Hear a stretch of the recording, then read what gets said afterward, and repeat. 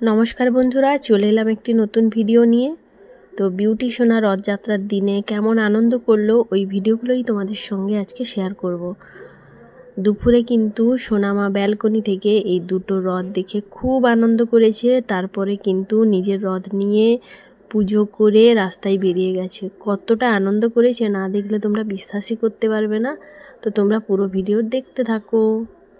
সোনামায়ের রথটাকে কিন্তু আমি আর সোনামা মিলে এই রকম করেই সাজিয়েছিলাম। দেখে বলো কেমন হয়েছিল। সিম্পলভাবেই সাজিয়েছিলাম, খুব বেশি গর্জিয়াসভাবে সাজাইনি। আর জগন্নাথ বলরাম সুভদ্রাকে তো সোনামা তার গপু ভাইয়ের পোশাক আর সাজার জিনিস দিয়ে খুব সুন্দর করে সাজিয়ে দিয়েছিল। আমার তো খুব ভালো লাগছিল। আমার হয়তো ওই আইডিয়াটা ছিল না, কিন্তু সোনামা নিজের আইডিয়া দিয়ে সুন্দর করে সাজিয়ে দিয়েছিল। তারপরেই কিন্তু মা মেয়ে মিলে একটু জগন্নাথ বলরাম সুভদ্রাকে পুজো করলাম, কারণ রথ নিয়ে একটু বাইরে যাব, তার আগে একটু পুজো করে নিলাম।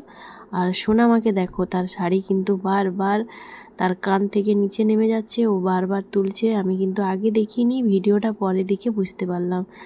তো যাই হোক, পুজো শেষ হওয়ার পরেই কিন্তু মা মেয়ে আর আমার মাকে নিয়ে কিন্তু ভিডিও করলাম, একটু ছবিও তুললাম। সবাই কম বেশি জানো বিউটি সোনা কিন্তু শাড়ি পরতে ভালোবাসে। বিশেষ করে বিউটি সোনার মা, মানে আমি যদি শাড়ি পরে নিই ও তো শাড়ি পরবেই, খুব বায়না করে। তো যাই হোক, মা মেয়ে আর আমার মা তিনজন মিলেই একই রকমের শাড়ি পরেছিলাম। তিনজন মিলে একটু ভিডিও আর ফটোশ্যুট করে নিলাম। তারপরেই কিন্তু রথ নিয়ে রাস্তায় বেরিয়ে গেছিলাম। রাস্তায় বেরিয়ে কিন্তু একটু যাওয়ার পরেই কিন্তু খুব বৃষ্টি শুরু হয়ে গেছিল।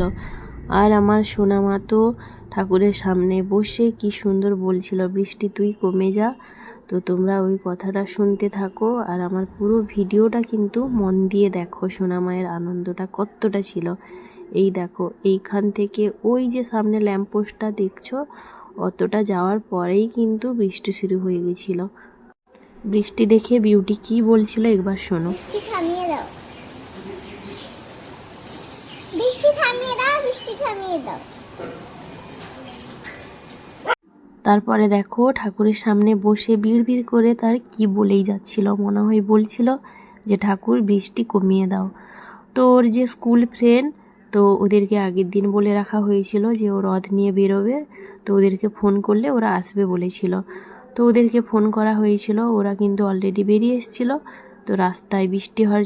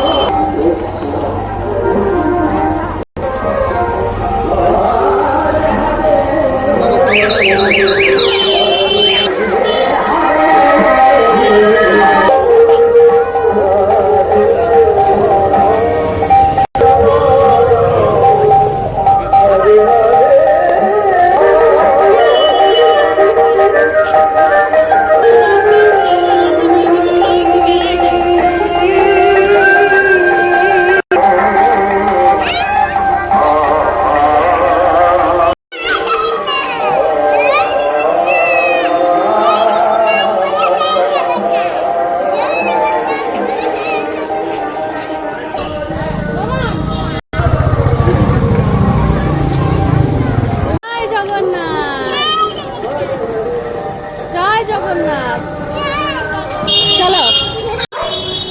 না জন্মগত পাবো।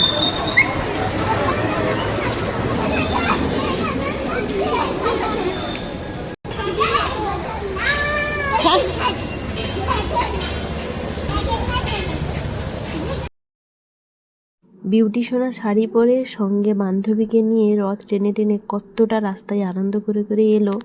তো তোমরা ভিডিও দেখে অবশ্যই বুঝতে পেরে গেছো, খুব আনন্দ করে করে এসছিল। আর এসেই কিন্তু আমরা পৌঁছে গেছি যেখানে রথের প্রতিযোগিতা হয়েছিল। কত রথ একবার দেখো, আমরা কিন্তু অনেক রথ দেখেছি, বিউটি সোনাও দেখেছে। তো দেখে তো খুব আনন্দ করেছে। ওইখানেই কিন্তু ওর রথকে বসিয়ে দিয়েছিলাম। তো ওখানেই কিন্তু রথের প্রতিযোগিতা চলছিল। আর সঙ্গে ছোট ছোট বাচ্চাদেরকে চকলেট দেওয়া হয়েছিল, আর লাইন দিয়ে কিন্তু পাঁপড় আর জিলিপি ভাজা দেওয়া হয়েছিল, ওইগুলোও কিন্তু আমরা নিয়েছিলাম। আর ওইখানে পাশেই কিন্তু কয়েকদিন আগে থেকে মেলা শুরু হয়েছে, মেলা চলছে। ওই মেলাতে গিয়ে কিন্তু সোনামা তার বান্ধবীর মায়ের কাছে দেখো আইসক্রিম খেলো ওর বান্ধবীর সঙ্গে। তারপরেই কিন্তু ওর বান্ধবী আর বান্ধবীর মা কিন্তু চলে গিয়েছিল। সোনামা খুব বায়না করছিল ওদের সঙ্গে যাবে বলে।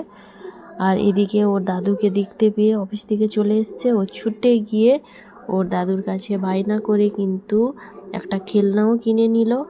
আর এদিকে দেখো ফার্স্ট সেকেন্ড থার্ড যারা হয়েছে তাদেরকে কিন্তু পুরস্কার দেওয়া চলছে। সোনামাও কিন্তু লাইন দিয়ে পাঁপড় ভাজা আর জিলিপি ভাজা নিয়েছিল, ওইগুলোই কিন্তু খাচ্ছিল দাঁড়িয়ে দাঁড়িয়ে আর রথ দেখে যাচ্ছিল। আর এদিকে দেখো দুটো কিউট দিদি ওকে দেখতে পেয়ে ওর সঙ্গে কথা বলেছিল। আর এই দেখো বায়না করে কি খেলনা নিল, ওই পিৎজা সেটটা কিন্তু জেদ করে ওর দাদুর কাছে নিয়ে নিয়েছিল। তারপরেই কিন্তু সোনামা আবার রথ টেনে টেনে বাড়ি চলে এলো।